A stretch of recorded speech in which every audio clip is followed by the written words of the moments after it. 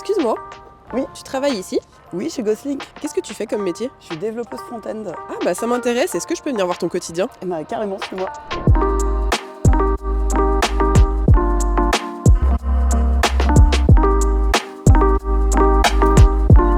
Salut, je suis Christelle.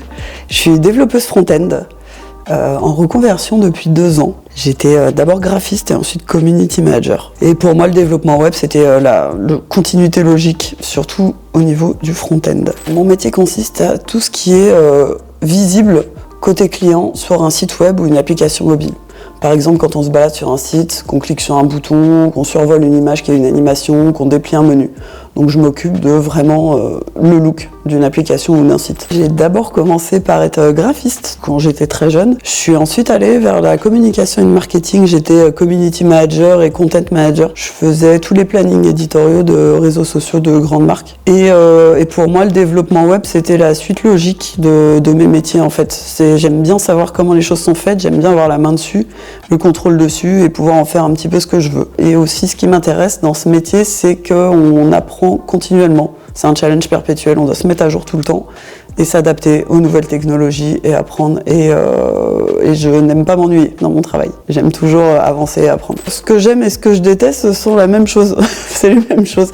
Il faut être pixel perfect en général. Quand un client valide une maquette avec notre designer web, on doit appliquer à la lettre, au pixel près, ce qui doit être fait sur le site. Et c'est très technique, très pointu et ça peut être un petit peu redondant et fatigant.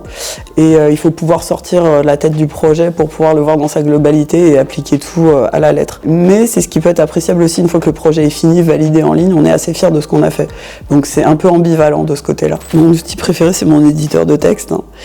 Moi j'avais une petite préférence pour VS Code parce que c'est gratuit, pratique, il y a plein de couleurs, on peut télécharger plein d'extensions et l'adapter à notre utilisation. Je pense que c'est l'outil de traitement de texte de beaucoup de développeurs, tout simplement. Moi j'ai beaucoup d'amis qui sont développeurs, donc je baigne vraiment là-dedans dans mon presque quotidien.